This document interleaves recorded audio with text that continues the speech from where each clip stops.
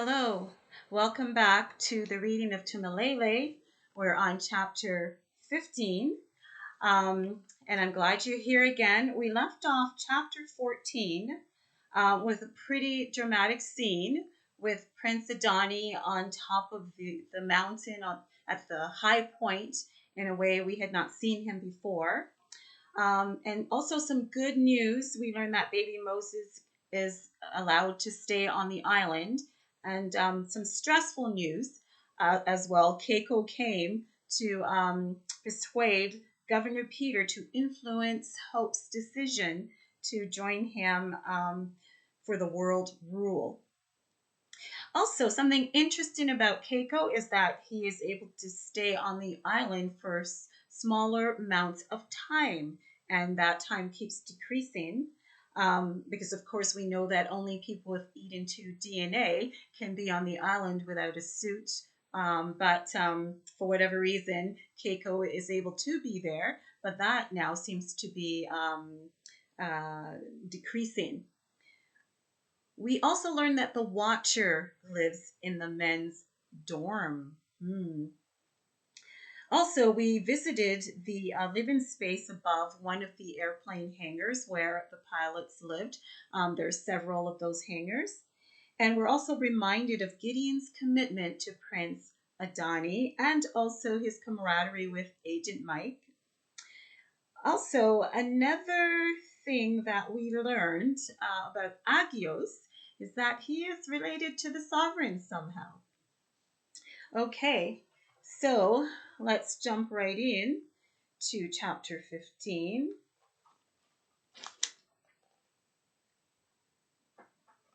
I hope you're enjoying these readings. I'm so glad you continue to join me. We're on Eden 2. He's almost fully recovered, Dr. Marks said before Colonel Davenport had even asked the question. Ruth looked at the colonel, who had just entered the interrogation and debriefing chamber, where Keiko Bays was convalescing in the dome. Keiko Bays had been kept overnight there, receiving around-the-clock care for physical weakness and shortness of breath. By the grave expression on the colonel's face, Ruth could tell he was none too pleased at having his day interrupted involving the world envoy. She was relieved that at least they didn't also have to deal with the bodyguard. Tasabe had been barred from entering the room. It was strictly against Eden 2 military policy to have its most secure space infiltrated by outside security, even that of the world envoy. The bodyguard had raged unintelligibly, keeping everyone at bay with his almost 7-foot bulk. It was Keiko's intervention that had finally curtailed him. Ruth can bring you up to date, Dr. Mark continued as he gathered some folders from the control table manned by a young female corporal. I have a very sick patient to tend to. Colonel Davenport grunted. Dr. Mark gave Ruth a sympathetic look before leaving the room. Ruth knew the patient mentioned was, indeed, in need of serious medical attention. Justin McNeil, who had assumed BOA's team leader role of Agri 1, had twice ignored the seventh-day rest and had succumbed to a relentless fever. They had never lost any Eden 2 dweller to illness. Hopefully, he wouldn't be the first. Colonel Davenport stood silently with a fixed stare at the activity in the dome.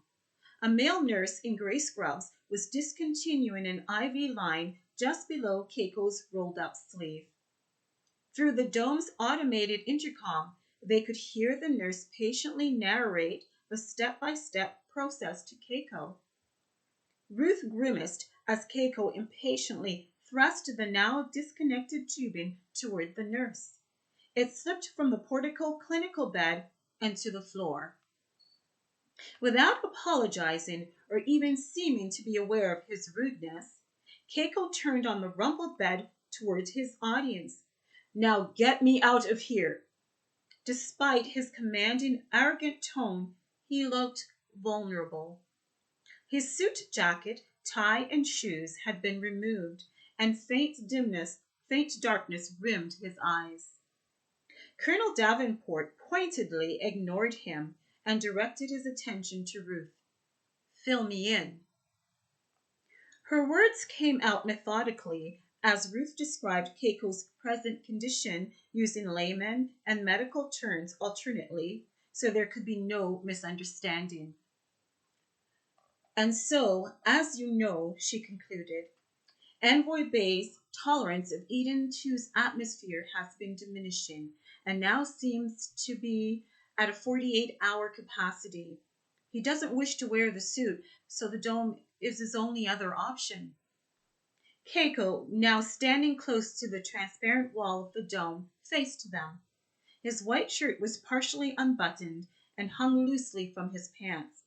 "Hello! I know you can hear me. I'm ready to come out." "And I gather that it's easier to care for him medically out of the suit?" Colonel Davenport continued, as if the fury of royalty wasn't about to be unleashed. "Yes, sir," Ruth said, trying to keep her eyes averted from the dome. "How much longer do we have to put up with him in there?" Colonel Davenport asked impatiently. Then he grinned, a rarity for him. "Heaven forbid we should have another stowaway show up and have to house them together." Everyone knew of the colonel's complete disdain for the world envoy. Unlike Governor Peter, who had to keep up appearances, the colonel exhibited no such sense of obligation. "Indeed," Ruth agreed, though she wouldn't want her worst enemy suffering that fate. Fortunately, unless they spoke into the intercom situated conveniently at the control table, Keiko couldn't hear them. "Dr. Mark predicted around noon, based on the blood gas data provided by Dr. Misra," Ruth said. "Colonel Davenport, may I remind you who I am?" Keiko was fuming. Colonel Davenport bent over the control table and pressed the intercom button, speaking clearly and patiently. "Unfortunately, Mr. Envoy, your confinement to the dome is necessary until noon today. Thank you for your understanding, sir." Nodding to Ruth, he turned and left her to face the barrage of threats and accusations of incompetence that followed. Ruth sighed. "Open for the nurse," she told the corporal at the control table. As the seamless door opened, she motioned for the nurse to leave, which he did eagerly. The dome's door shut, leaving the world envoy alone. He stood with legs apart, hands on his hips, looking maliciously at the departing back of the nurse. Bending over the intercom, Ruth said, in what she hoped was a conciliatory tone, "Mr. Envoy, our profound apology for your continued detainment. Perhaps we could now offer you toiletry, breakfast." But she thought to herself, maybe a one-way ticket out of here. New scene. "It's not your fault, Boa," Hope tried reassuring him. She rested a hand lightly on his shoulder. She could feel the tension through his isolation gown. They were both standing, capped, masked, and gowned, looking down at Justin McNeil, who'd been admitted to the medical center's ICU and was now fighting for his life. The scent of antiseptic hung in the air, curtailing the odor of illness, while Justin's nurse worked quietly at a small table in the room. As with all such cases, from what she learned from Ruth, Hope knew there wasn't much that could be done except administer IV fluids, oxygen, and monitor urinary catheter output. Antibiotics and anti-inflammatory medications were proven ineffective. With rest, the body eventually healed itself. However, no one had ever broken the seventh-day rest twice in a row. Boa shook his head slowly. "I should have assigned him an assistant earlier. He was bearing Justin's illness like a cross." "A lot has been happening lately," Hope said sympathetically. "You just got sidetracked. I wish he'd said something to you." She moved her hand from Boa's back, to the side rail of Justin's bed. How did he even get away with it the first week? Most of us wouldn't have been able to get through one, never mind 2 weeks in a row. Justin's chest rose and fell quickly, his breathing shallow. Even his springy blonde hair seemed limp, his face pale. Boa looked up, letting his head hang backwards as if searching for help from above. I'm really having a hard time understanding why he got so bogged down that he was missing his rest days. What was he doing? His head bowed, then raised again as he turned at the sound of the ICU door. Dr. Mark entered.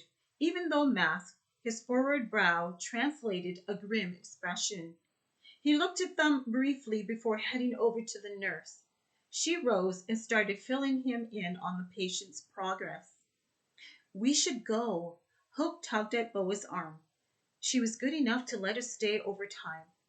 Boa grunted and moved to comply. Before they reached the door, Dr. Mark's voice arrested them. Hope, I need to speak with you for a moment. Please wait in my office.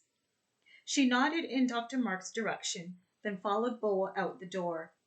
After removing their isolation attire, they walked through the medical center to the exit leading to the corridor. Boa paused, looking at her. Thanks for your support. Hope smiled for his benefit, aching for the worry in his eyes. What are friends for? Besides, here comes more support. She nodded toward the door where Ruth was approaching from the other side.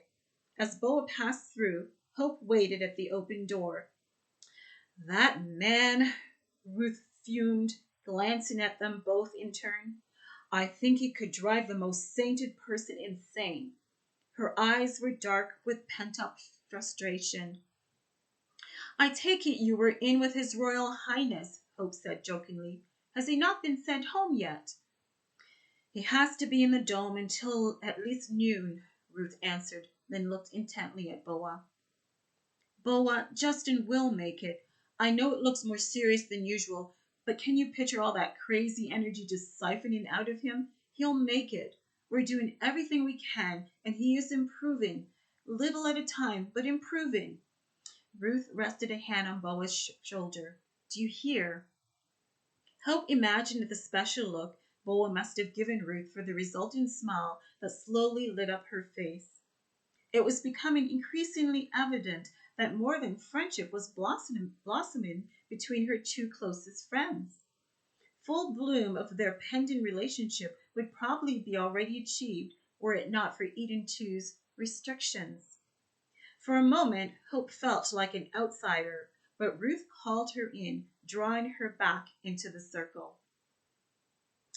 I hate to tell you this, but apparently His Majesty will be requesting your presence once again before he leaves, Ruth said. Governor Peter was pretty much given a dressing down, which I must say he took well, considering he could wrap that man around a light post with his bare hands. He was told in no uncertain terms that your presence would be mandated for the world tour. Something akin to fear mixed with annoyance seeped into Hope. And if I don't consent? Ruth's eyes were filled with genuine concern. Apparently he has a bargaining chip. And I have no idea what it is, but I know we won't like it. Boa spoke up, sounding more like himself. We need to get a message to your brother, Hope. If you really don't want to do this, we need to have the Council of Nations address it. Hope sighed. She looked around, then moved into the corridor, letting the door close behind her. Boa and Ruth followed her to a secluded spot. With a lowered voice, Hope said, Nathan says the council pretty much does what Keiko tells them. There are 3 holdouts of the 10, and he means to use me as influence to turn the tide. I don't see how I can be of help when he already has the majority doing his bidding. Have you spoken with Agios? Boa asked grimly. No. Will you? What if he tells me to go? Agios wouldn't do that, Boa insisted. She's right, Boa, Ruth acknowledged. Sometimes his advice makes no sense to us, but then it always works out in the end. He won't tell her to go, Boa repeated adamantly. Hope was about to continue voicing her doubts when suddenly all of her present worries evaporated. A young woman holding baby Moses was approaching. Ah, there's my little boy. Hope moved away from Boa and Ruth, arms outstretched. Come here, you little bundle of joy.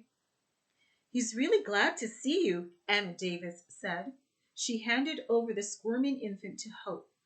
Anna was a petite, blonde, 19-year-old woman who had just arrived on Eden 2 a year ago. She was one of several young people who was being trained in nursing with an apprenticeship approach, not unlike past generations. 3 women had been assigned as rotational caregivers for the baby. Anna Davis had willingly volunteered to be one of them, stating that baby Moses reminded her of her little nephew whom she hadn't seen in over a year.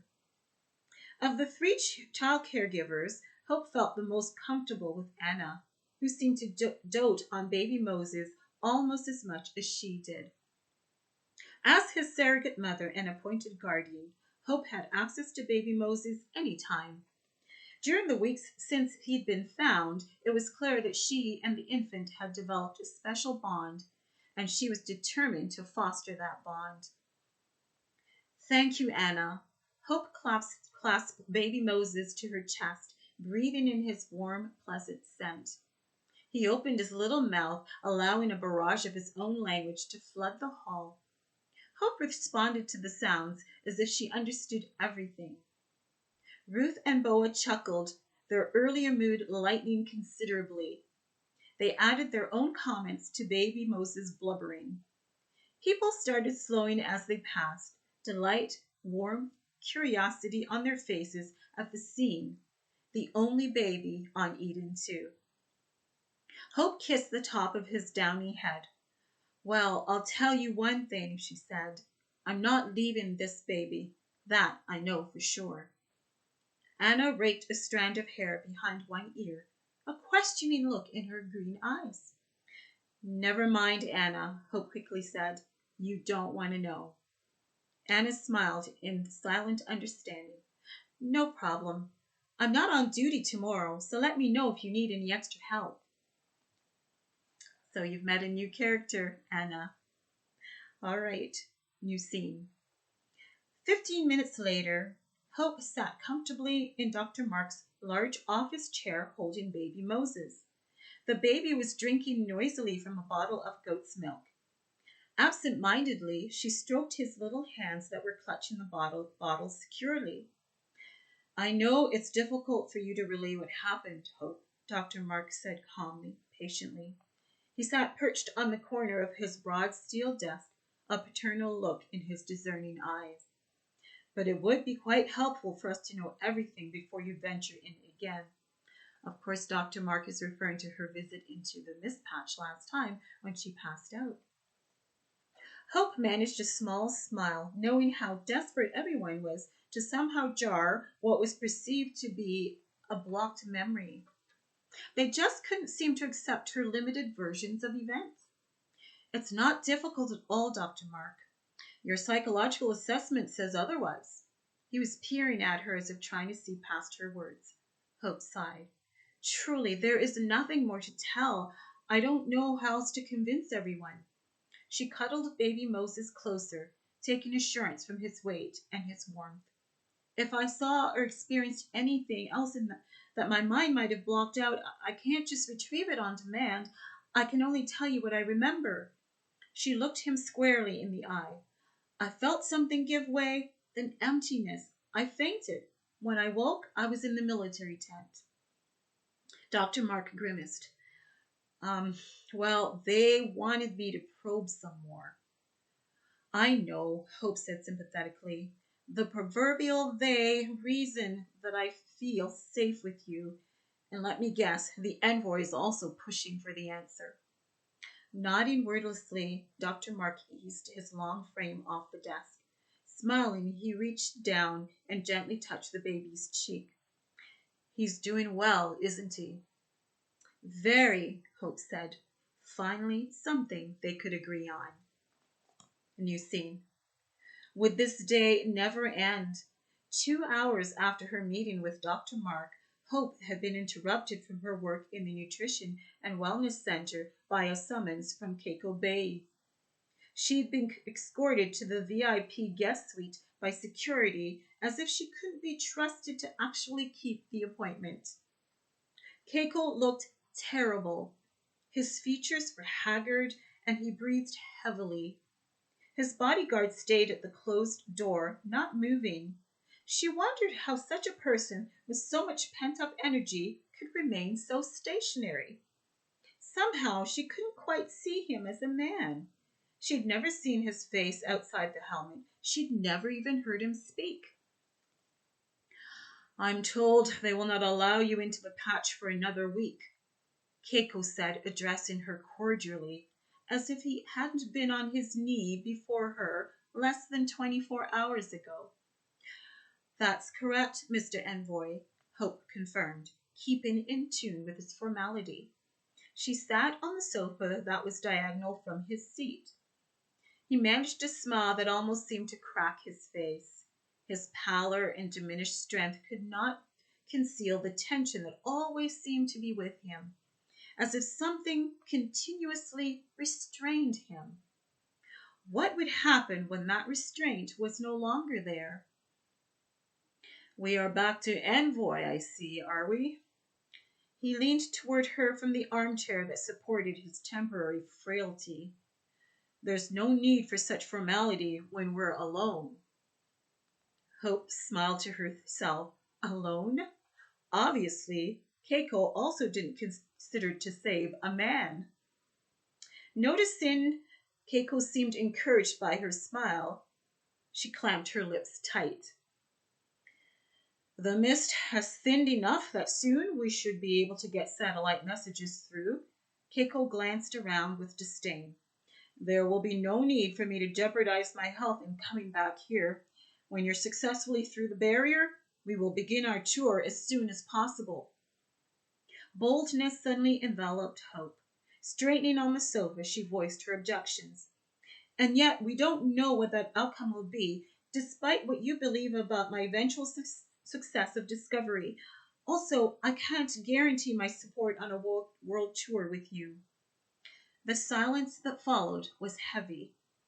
Hope looked away from his blank stare, her fingers tightly entwined in her lap. She looked back at him. His eyes had remained fixed on her, his body rigid. Silence continued to reign. It was too much. She looked away. I'm sorry, my commitment is first to my work here. She looked at him again. His eyes were empty, icy. Finally, he spoke, his voice flat, uncompromising. We all have choices to make, Hope.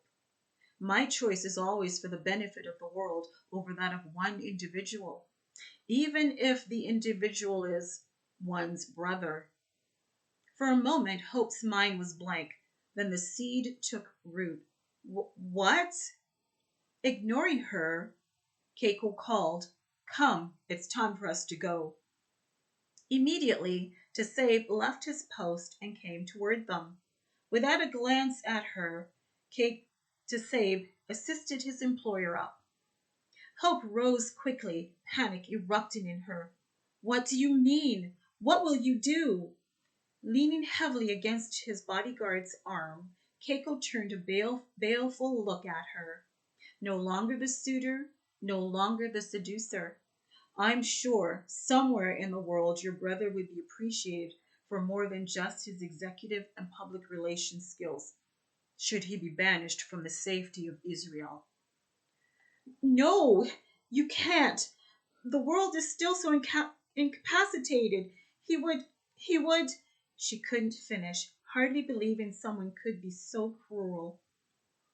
Indeed, Keiko said, no matter the protest, the education, the majority of the unfortunate world still believes the blood of a person with Eden 2 DNA will cure them of the inability to live here, especially the blood of the twin of the princess of Eden 2.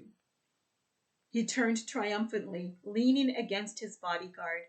It seemed to take forever for the two to exit the room. Further words of protest remained stuck in Hope's throat. Strength drained from her. Somehow she found her way back to the sofa. Her rapid breathing made her lightheaded. She deliberately slowed it, lowering her head. She needed someone to talk to. Agios, she whispered desperately, rising unsteadily and stumbling from the room. And so I'm leaving you there at chapter 15 with a veiled threat from Keiko to pretty much send Nathan into exile if Hope didn't cooperate. Anyway, hope you join me next time for chapter 16 in this continued epic saga.